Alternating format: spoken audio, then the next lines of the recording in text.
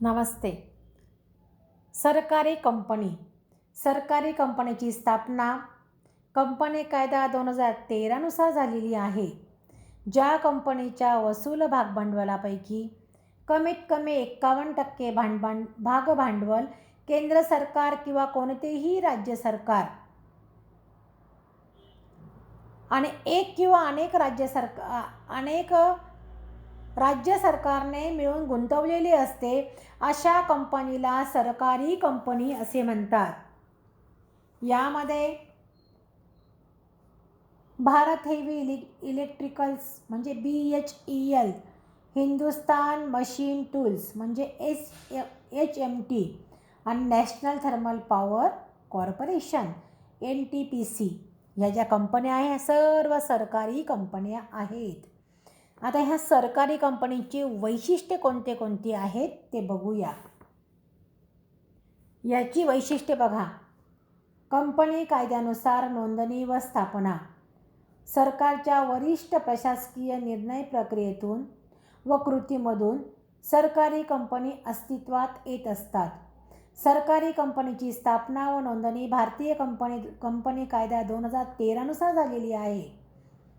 याच्या अटी आणि शर्ती मान्य करून याची स्थापना झालेली आहे. तिची स्थापना कायदेशीर व समापन किंवा त्याची सांगता कंपनी कायद्यानुसारच्या तरतुदीनुसारच होत असते.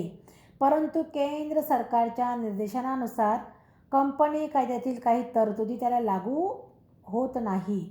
काही तरतुदी काही बदल्यानंतर तो लागू होत असतात. नंतर स्वतंत्र कायदेशीर अस्तित्व. त्यामध्ये सरकारी कंपनी ही कंपनी कायद्याने निर्मित कृत्रिम व्यक्ती मानली जाते. तिला कायद्यानुसार स्वतंत्र अस्तित्व असते. तिला स्वतःच्या नावाने खरेदी विक्री व्यवसायविषयक करार दावा दाखल करणे इत्यादी सुद्धा करता येत असतात. म्हणजे काही दावा दाखल करायसाठी स्वतः ते करू शकत असतात. जास्तीत जास्त सरकारचे संचालक. सरकारी कंपनीमध्ये एकूण भांडवल 51% त्याहून अधिक हिस्सा सरकारचा असतो. सरकार त्याच्यामध्ये गुंतवणूक करीत असते. त्यामुळे सरकारी कंपनी सरकारच्या मालकीची असते. त्यामुळे संचालक मंडळातील जास्तीत जास्त संचालक सरकार नियुक्त असतात. सरकारी कंपनीवर सरकारच्या धोरणावर त्याचा अधिक परिणाम होत असतो. स्वतःचे कर्मचारी. कंपनी आपल्या स्वतःच्या नियमाप्रमाणे ज्या प्रमाणात आवश्यकता आहे त्या प्रमाणात आवश्यक त्यावेळी कर्मचाऱ्याची नियुक्ती करते. सरकारी कंपनीला स्वतंत्र कर्मचारी नियुक्ती करण्याची मुभा असते. त्याला तेवढी मुभा असते. शासकीय कर्मचाऱ्यांप्रमाणे नागरी सेवा आणि नियम कर्मचाऱ्यांना लागू होत नाही.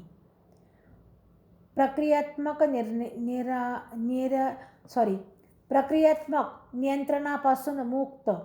विभागीय आस्थापनामध्ये ज्या प्रकारची नियंत्रण असते जसे अंदाजपत्रक, सरकारी लेखापरीक्षण, हिशोब तपासणी इत्यादी सरकारी कंपनीला लागू होत नाही. यामध्ये त्याचे गुण कोणते कोणते आहेत? सुलभ व्यवस्थापन, अंतर्गत स्वायत्तता, बदलती सुलभता, शिस्त, व्यवस्थापकीय व्यवस्थापन आणि सार्वजनिक उत्तरदायित्व. यामध्ये आपल्याला सुलभ व्यवस्थापन.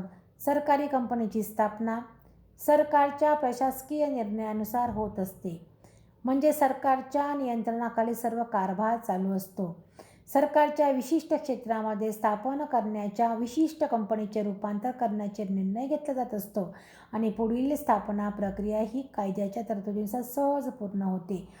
अंतर्गत स्वायत्तता. सरकारी कंपनीला आपला अंतर्गत कारभार व व्यवस्थापनाचे पूर्ण स्वातंत्र्य असते. प्रशासकीय आणि आर्थिक दोन्ही प्रकारची स्वायत्तता सरकारी कंपनीला असतेच. दैनंदिन कामकाजामध्ये राजकीय हस्तक्षेप होत नाही. तसे मंत्र्यांचे त्याच्यावर नियंत्रण यापासून सरकारी कंपनी मुक्त असते. बदलती सुलभता. सरकारी कंपनीला संसदेची मंजुरी न घेता कंपनी अनेक बदल करत असते. कारण या कंपनीमध्ये त्याची मंजुरी घेण्याची गरज नसते. कंपनीची उद्दिष्टे, अधिकार, घटनापत्रक तरतुदीनुसार त्यात बदल करू शकत असतो. शिस्त. प्रत्येक कंपनीमध्ये शिस्त ही खूप महत्त्वाची. डिसिप्लिन. सरकारी कंपनीला कंपनी कायदा 2013 नुसार नियम व तरतुदीचे काटेकोर पालन करावे लागत असते, कारण कामकाजावर कंपनी कायद्याचे नियंत्रण असल्यामुळे व्यवस्थापन अधिक कार्यक्षम आणि शिस्तीने होते. व्यावसायिक व्यवस्थापन. सरकारी कंपनीत जरी सरकारकडून काही अशी नियंत्रित केली जात असली, तिची उद्दिष्टे व्यावसायिकच असतात. त्यामुळे उद्दिष्ट साध्य करण्यासाठी उत्तम पात्रताधारक, अनुभवी, तज्ज्ञ प्रशासकीय अधिकाऱ्यांची नियुक्ती केली जात असते. त्यामुळे संपूर्ण व्यवस्थापकीय व्यवस्थापन केले जात असते. सार्वजनिक उत्तरदायित्व. सरकारी कंपनीच्या चुका, कारभाराविषयी संसदेमध्ये प्रश्न उपस्थित होतात. त्यामुळे कंपनीचे सामाजिक उत्तरदायित्व अधिक असते. कंपनी संचालक मंडळ, वरिष्ठ अधिकारी काळजीपूर्वक त्याचा वापर करत असतात आणि त्याचे समाजहिताचे ते कार्य करत असतात.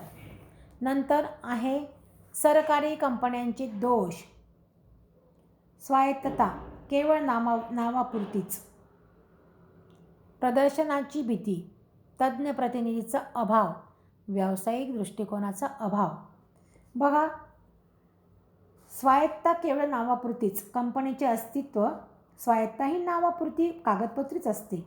प्रत्यक्षात सरकारचा व राजकीय मंडळींचा, मंत्री, सरकारी अधिकाऱ्यांच्या ह्या कंपनीच्या दैनंदिन कामामध्ये हस्तक्षेप होत असतो.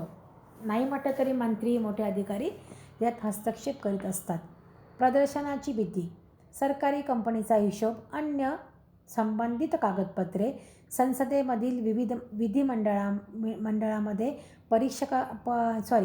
परीक्षणासाठी ठेवली जात असतात. सरकारी कंपनीच्या कामकाजामध्ये त्या प्रसार माध्यमामध्ये टीका असते. या टीकेमुळे अडचणी येत असतात. त्यामुळे सरकारी कंपनीत कर्मचाऱ्यांच्या व अधिकाऱ्यांच्या मनोधैर्यावर विपरीत परिणाम होत असतो आणि त्याचे नाविन्यपूर्ण ते काम करू शकत नाही. तज्ज्ञ प्रतिनिधीचा अभाव. सरकारी कंपनीमध्ये सरकारकडून मुख्य कार्यकारी अधिकारी, संचालक नियुक्ती केले जात असतात. सर्व क्षेत्रामध्ये तज्ज्ञ, अनुभवी असतात असे नाही. सर्व त्या अनुभवी लोकांना खूप सारं ज्ञान असेल असं नाही. प्रतिनिधीमुळे त्या अनुभव आणि वचनबद्धतेसाठी त्याचा अभाव दिसून येतो आणि त्यांना परिपूर्ण ज्ञान नसल्यामुळे त्याचा आपल्याला दुष्परिणाम ह्या कंपनीवर होत असतो. व्यवस्थापकीय दृष्टिकोनाचा अभाव.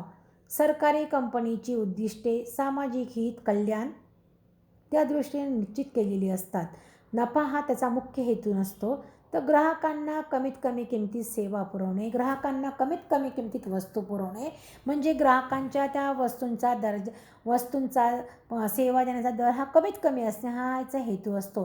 त्यामुळे सामाजिक दृष्टिकोनाचा अभाव याच्यामध्ये आढळून येत असतो.